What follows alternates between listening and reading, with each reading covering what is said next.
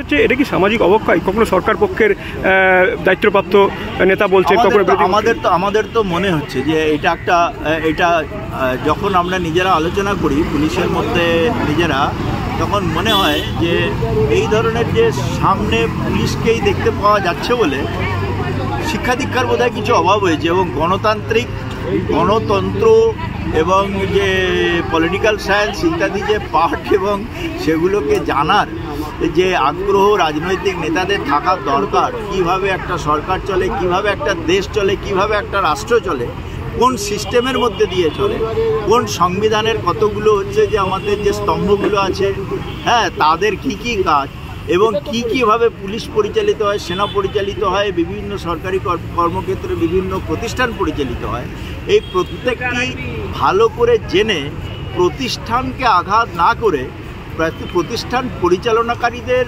উপরে আন্দোলনের দিশাকে সেই দিকে নিয়ে যাওয়া যে শিক্ষা, প্রতিষ্ঠানকে রক্ষা করে প্রতিষ্ঠান বিরোধিতায় যাওয়া, প্রতিষ্ঠানকে রক্ষা করে, এই শিক্ষাটা হচ্ছে যে গণতান্ত্রিক এবং রাজনৈতিক শিক্ষা।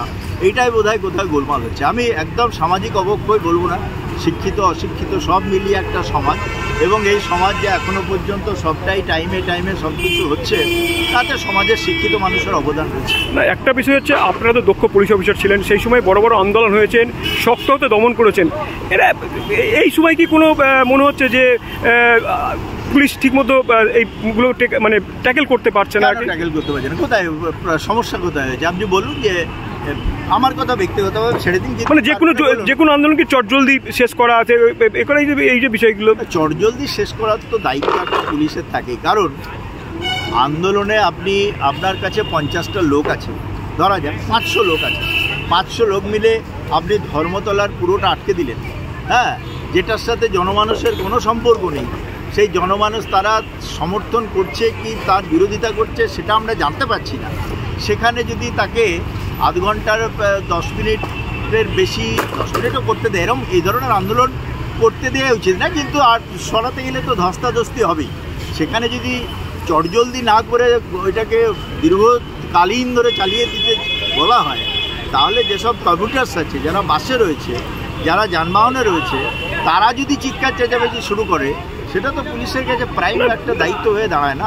বিরোধীরা তো সবসময় অভিযোগ করে যে পুলিশ নিরপেক্ষতার রাখছে না, তারা দলদাস হয়ে গেছে। এই সমস্ত বিরোধীরাই পুলিশের কাজের অত্যাচার, পুলিশের কাজকে অত্যাচারের কাজ বলে মনে করে, বিরোধীদের এটাই কাজ। আর সৌভাগ্যবশত আমাদের রাজ্যে যারা রাজনৈতিক নেতা রয়েছেন, তারা সবাই অধিকাংশই একটা সময় শাসক ছিলেন, অধিকাংশই একটা সময় এখন বিরোধী আছে। কাজে তারা কখন কি ন্যারেটিভ ইউজ করেছে তারা খুব ভালো জানেন। আমাদের কাছে আর্কাইভে আছে, কিন্তু পুলিশ তো এই ধরনের করার জন্য বসে নেই। পুলিশের রাজনৈতিক এসনা নেই, পুলিশের রাজনৈতিক যারা নেতৃবৃন্দ তাদেরকে আহত করারও কোনো বাসনা নেই।